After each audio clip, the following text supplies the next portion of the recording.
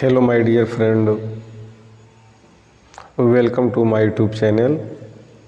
हमारे YouTube channel में आप सभी लोगों का स्वागत है। आइए आज आपको हम बायोलॉजी में पढ़ाते हैं वाष्पोत्सर्जन, जिसको इंग्लिश में कहते हैं transpiration. What is meaning of transpiration? वाष्पोत्सर्जन है क्या, इस वीडियो के माध्यम से हम जानेंगे। और हम आपसे यह आग्रह करते हैं कि आप इस वीडियो पर शुरू से लेकर अंत तक बने रहें, ताकि यह वीडियो पूर्ण रूप से और अच्छी तरह से आपको समझ में आए।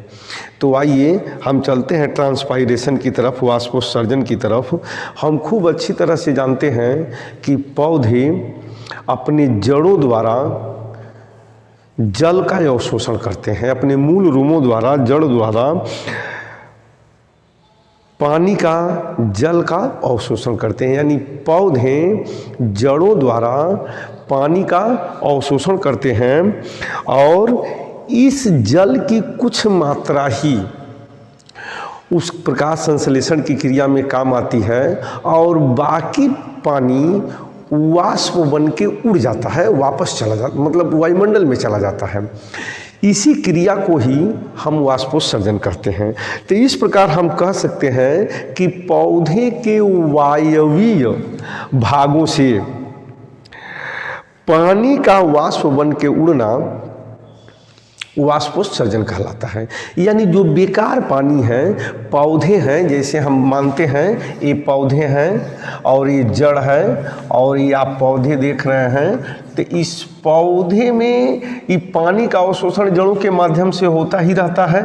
और जब होता रहता है तो कुछ पानी, कुछ जल इसके प्रक्रियाओं में, जीवन की प्रक्रियाओं में, जैसे प्रकाश संश्लेषण की प्रक्रिया में पूरा किया जाता है, और बाकी पानी इन पत्तियों अथवा तनों के माध्यम से वायु भागों में, वायवीय भागों में से उड़ जाता है। इस क्रिया को हम ट्रांसपायरेशन कहते हैं। तो ट्रांसपायरेशन की परिभाषा यानी वाष्पोत्सर्जन की परिभाषा हम इस तरह से देंगे कि पौधे के वायवीय भागों से पानी का वाष्प बन के उड़ जाना वाष्पोत्सर्जन कहलाता है। क्योंकि अधिक से अधिक मात्रा जल को अवशोषित करता है और कुछ ही मात्रा इसके प्रक्रियाओं में या जीवन की प्रक्रियाओं में लगता है और यह वाष्प बन के उड़ जाता है। तो पौधों से, लेकिन ऐसे हम देखें नदी से, नालों से या कहीं गड्ढे में पानी लगा है, वहाँ से जब सूर्य का टेम्परेचर पड़ता है या नहीं पड़ता है तो यह पानी वाष्प बन के उड़ता जाता है। यही क्रिया वाष्पोत्सर्जन कहलाती है। यानी हम वाष्पोत्सर्जन की एक परिभाषा ऐसे भी दे सकते हैं कि जल का वाष्प बन के वायुमंडल में उड़ जाना वाष्पोत्सर्जन कहलाता है। तो आइए एक प्रयोग द्वारा हम सिद्ध करते हैं कि पौधे वाष्पोत्सर्जन करते हैं। यानी पौधे वाष्पोत्सर्जन की क्रिया द्वारा जल को अपने विभिन्न अंगों से वो बाहर करते हैं, या उस वाष्पोत्सर्जन की क्रिया में जल वाष्पित होता रहता है। तो आइए हम देखते हैं एक प्रयोग द्वारा, फिर आगे हम देखेंगे। एक हम गमला सहित पौधा लेते हैं, एक गमला सहित हम हरा पौधा लेते हैं। ये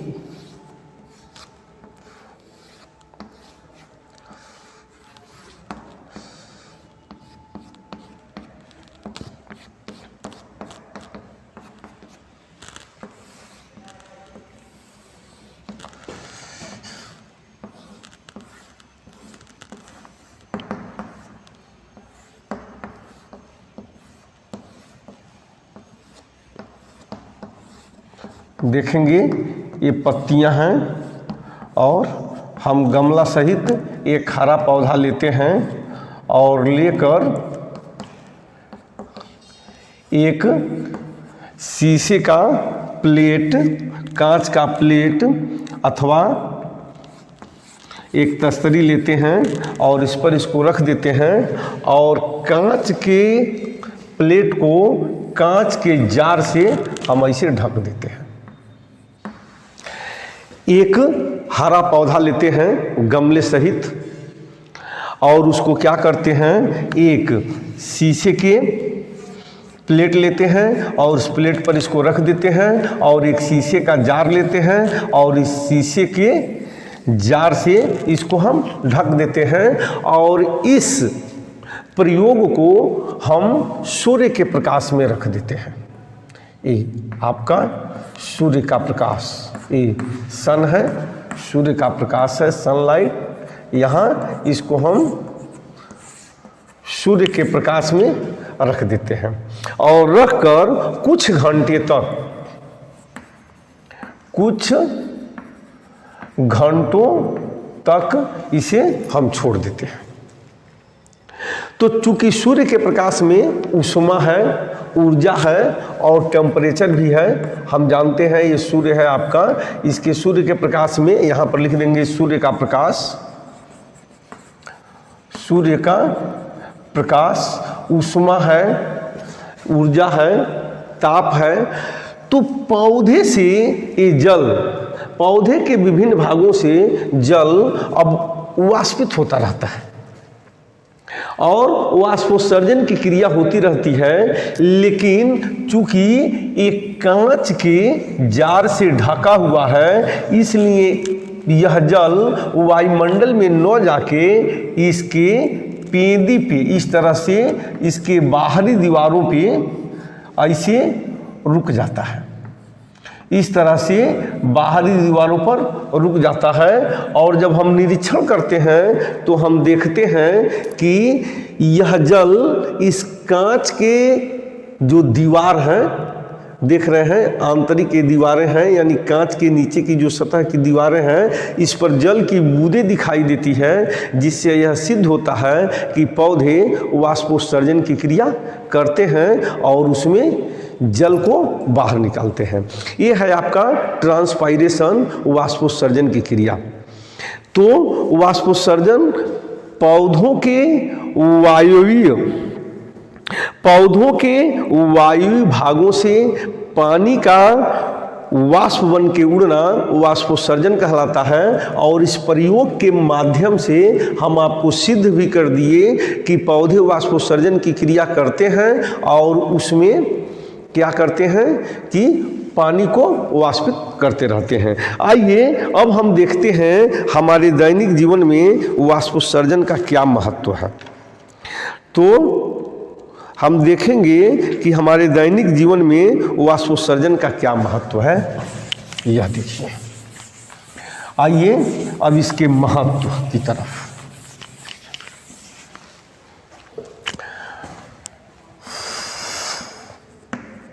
महत्व तो वाष्पोत्सर्जन का निम्नलिखित महत्व है। वाष्पोत्सर्जन का निम्न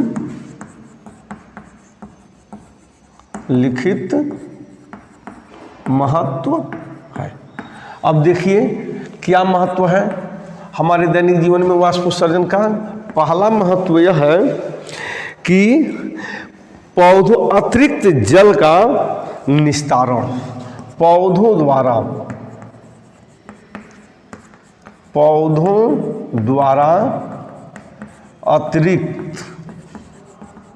अतिरिक्त जल का निस्तारण, यानी पौधे जड़ों के माध्यम से जल तो अधिक सोख लेते हैं, लेकिन उनके पूरे जल का उपयोग नहीं हो पाता है, जिसके कारण जो अतिरिक्त जल होता है वह पौधों के विभिन्न भागों से रंध्रों के माध्यम से वाष्प बन के उड़ता रहता है और अतिरिक्त जल का निस्तारण हो जाता है। पौधों के अंगों से अतिरिक्त जल को बाहर निकाल दिया जाता है। दूसरा, खनिज लवण की प्राप्ति। खनिज लवणों की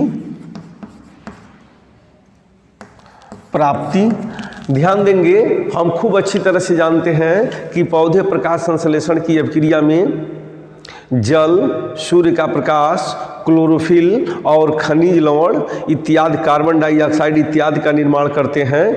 तो जब पौधों के विभिन्न भागों से जल वाष्पित नहीं होगा तो नीचे से जल का अवशोषण नहीं होगा, और जब नीचे से जल का अवशोषण नहीं होगा तो जो पानी में घुलित खनिज लवण है वह पौधों के विभिन्न भागों तक नहीं पहुंच पाएगी, जिससे उसकी प्रकाश संश्लेषण की क्रिया संपन्न नहीं हो पाएगी। तो वाष्पोत्सर्जन से खनिज लवणों की प्राप्ति होती है पौधों द्वारा। पौधों में जो जल में घुलित खनिज लवण है वह जड़ों के माध्यम से अवशोषण करता है, और जब पौधे से वाष्पोत्सर्जन की क्रिया होगी तो नीचे से जल का अवशोषण होगा। जब ऊपर से वाष्पोत्सर्जन की क्रिया नहीं होगी तो फिर जल का अवशोषण नहीं हो पाएगा, अतः पौधे खनिज लवणों की प्राप्ति नहीं कर पाएंगे। तीसरा है ताप का नियमन। वाष्पोत्सर्जन से पौधे अपने टेम्परेचर को यानी ताप को नियमित करते रहते हैं, क्योंकि जब गर्मी के दिनों में जब अधिक टेम्परेचर पड़ता है तो पौधे अधिक से अधिक जल का अवशोषण करते हैं और अधिक से अधिक वाष्पोत्सर्जन करते हैं, ताकि वह सामान्य स्थिति में अनुकूल रूप में बने रहें और उस टेम्परेचर को वह वातावरण के हिसाब से बने रहें और कोमल भागों में, पौधों के कोमल भागों में ठंडक बन सके। इसलिए वह टेम्परेचर का नियमन भी करते हैं और अपने कोमल अंगों की बचाव भी करते हैं। अब देखिए चौथा है जल का समान वितरण। जल का समान वितरण। वाष्पोत्सर्जन के माध्यम से हम पौधों के विभिन्न भागों में पानी का समान वितरण कर देते हैं, यानी पानी का समान वितरण हो जाता है। जड़ों द्वारा अवशोषण होता है जल, और जब विभिन्न भागों से वाष्पोत्सर्जन होता है तो जिसकी जितनी आवश्यकता होती है वह उतनी, जिस अंग की जितनी पानी की आवश्यकता होती है वह समान रूप से वह पानी को प्राप्त कर लेता है। और उस प्रकार हम क्या करते हैं कि पौधे के विभिन्न भागों तक पानी पहुंच जाता है। अब देखिए वाष्पोत्सर्जन ये पौधों में रहा। अब आइए हमारे दैनिक जीवन में इसका उपयोग क्या है। पहला, गीले कपड़े का सूखना। गीले कपड़े का सूखना, वो तो पौधों में था। अब आइए दैनिक जीवन में देखिए गीले कपड़ों का सूखना। तो अगर हमारे कपड़े धो देते हैं, कपड़े गीले हैं, अगर वाष्पोत्सर्जन की प्रक्रिया नहीं रहेगी तो हमारे गीले कपड़े सूखेंगे नहीं, गीले के गीले ही रह जाएंगे, जिससे हम कपड़े पहनने में हमको प्रॉब्लम होगी, दिक्कत होगी। इसलिए वाष्पोत्सर्जन जो की प्रक्रिया है वह बहुत ही ह्यूमन लाइफ में मान लीजिए बहुत ही इम्पॉर्टेंट प्रक्रिया है। तो अगर गीले कपड़े सूखते हैं तो उसका कारण है कि कपड़ों से पानी का वाष्पित हो जाना या वाष्पोत्सर्जन हो जाना। सातवां है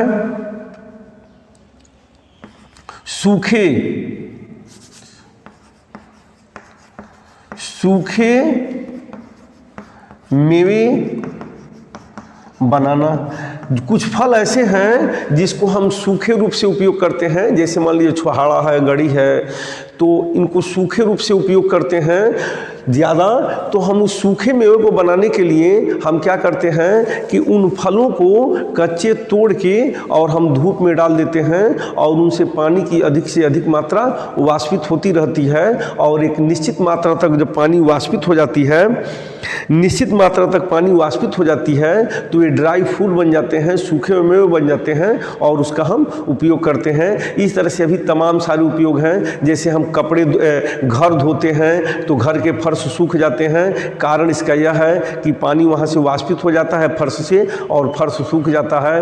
या हम घरों में सफ़ेदी लगाते हैं, तो जब सफ़ेदी लगाते हैं तो फिर पानी का उपयोग करते हैं और हम अपने दीवारों को गीला करते हैं, और जब वायुमंडल का टेम्परेचर पड़ता है, सूर्य का प्रकाश पड़ता है, तो उसमें से पानी वाष्पित हो जाता है और केवल जो सफ़ेदी का पदार्थ डालते हैं वही रह जाता है। इस प्रकार हमारे दैनिक जीवन में वाष्पोत्सर्जन का बहुत महत्व है। तो हम आपको बता दिए पौधों में वाष्पोत्सर्जन की प्रक्रिया, आपको हम बता दिए पौधों में वाष्पोत्सर्जन की प्रक्रिया, वाष्पोत्सर्जन किसे कहते हैं, पौधों में वाष्पोत्सर्जन का क्या महत्व है और हमारे दैनिक जीवन में वाष्पोत्सर्जन का क्या महत्व है। वैसे हम लोग देखें तो घरों में कुछ ऐसी चीज़ें हैं जो भीग जाते हैं, जैसे हमको मिर्च को सुखाना है, मिर्च में नमी आ जाती है, तो मिर्च को सुखाना है, हम क्या करते हैं कि उस मिर्च को ले जाके धूप में डाल देते हैं, वहाँ से पानी वाष्पित हो जाता है और मिर्च हमारा सूख जाता है। या लकड़ी काटते हैं और काट कर उसे हम धूप में रख देते हैं और लकड़ी में जो भी पानी का हिस्सा रहता है वो सूख जाता है, पानी वाष्पित हो जाता है और लकड़ी हमारे पास बच जाती है जो जलाने के काम में आती है और जलता भी बहुत बढ़िया है। इस प्रकार तमाम ऐसे उपयोग हैं। हम घरों में अनाजों को धो देते हैं और धोने के बाद क्या करते हैं, उसको धूप में सुखा देते हैं। तो उसका कारण यह है कि जब वह पानी धोते हैं तो वह पानी को एब्जॉर्ब कर लेता है और जब उसे धूप में डालते हैं तो पानी वहाँ से वाष्पित हो जाता है, जिसके कारण वह सूख जाता है और उसका हम उपयोग करते रहते हैं। इस प्रकार वाष्पोत्सर्जन की प्रक्रिया हमारे जीवन में बहुत बड़ा एक महत्व रखता है। और अगर वाष्पोत्सर्जन की प्रक्रिया न हो तो मनुष्य की लगभग कुछ ऐसे उपयोगी चीज़ें हैं जो रुक जाएंगी, हो ही नहीं पाएंगी। इसलिए हमारे दैनिक जीवन में भी वाष्पोत्सर्जन का बहुत बड़ा महत्व है। कहीं भी देख लीजिए, किसी भी मामले में देख लीजिए, जैसे मान लीजिए हम गाड़ी धुलते हैं, गाड़ी धुल कर छोड़ देते हैं धूप में, अब गाड़ी पर लगा जो पानी के अणु है या पानी है वह धीरे धीरे वाष्पित हो जाता है और हमारी गाड़ी सूख जाती है, फिर हम उसका उपयोग करते हैं। इस प्रकार हमारे दैनिक जीवन में वाष्पोत्सर्जन का बहुत महत्व है। लेकिन अक्सर हम फलों में या पौधों से देखते हैं, अगर वाष्पोत्सर्जन की प्रक्रिया नहीं होगी तो पौधे जड़ों द्वारा जल को अवशोषण नहीं कर पाएंगे, और जब जड़ों द्वारा जल को अवशोषण नहीं कर पाएंगे तो पौधों में होने वाली प्रकाश संश्लेषण की प्रक्रिया नहीं हो पाएगी। क्योंकि जब ऊपर से पानी हटेगा तो नीचे से जाएगा, जब ऊपर से पानी हटेगा नहीं तो नीचे से जाएगा कैसे, आप जानते ही हैं। अरे कुर्सी पर तभी कोई बैठेगा जब खाली रहेगा, जब खाली रहने नहीं करेगा तो बैठेगा किसे। तो इस प्रकार पौधों के विभिन्न भागों से पानी वाष्पित होता रहेगा तो नीचे से खनिज, लवण, घुलित और जो जल की मात्रा है वो अवशोषित होती रहेगी और वह पहुँचती रहेगी। और पौधे अपनी विभिन्न प्रक्रियाएं, सबसे मुख्य प्रक्रिया तो वही है प्रकाश संश्लेषण, जो भोजन करना है तो प्रकाश संश्लेषण की क्रिया द्वारा स्टार्च का निर्माण करते हैं, तो प्रकाश संश्लेषण की क्रिया संपन्न हो जाएगी या बहुत उसके कोमल अंगों की रक्षा हो जाएगी। तो इस प्रकार वाष्पोत्सर्जन का पौधों से भी और हमारे दैनिक जीवन में बहुत बड़ा महत्व है। आप इस वीडियो को देखें, समझें। कभी कभी परीक्षा में पूछ देता है कि वाष्पोत्सर्जन क्या है। प्रयोग द्वारा यह सिद्ध कीजिए कि पौधे वाष्पोत्सर्जन की क्रिया में जल वाष्पित करते रहते हैं। वाष्पोत्सर्जन का क्या महत्व है, तो इस वीडियो के माध्यम से समझें और इसको देखें, और एक बार नहीं कई बार देखें। जानकारी के भी दृष्टि से, परीक्षा के भी दृष्टि से बहुत ही महत्वपूर्ण वीडियो है। अगर इस वीडियो में किसी प्रकार की कमी हो तो कमेंट बॉक्स में कमेंट करना न भूलें। अगर हमारे चैनल को अभी तक सब्सक्राइब नहीं किए हैं तो इसे पुनः एक बार सब्सक्राइब कर लें, और अगर वीडियो को लाइक नहीं किए हैं तो हम चाहेंगे कि इसे लाइक भी कर दें। अगर किसी प्रकार की गलती है तो कमेंट बॉक्स में कमेंट करना न भूलें। Thank you.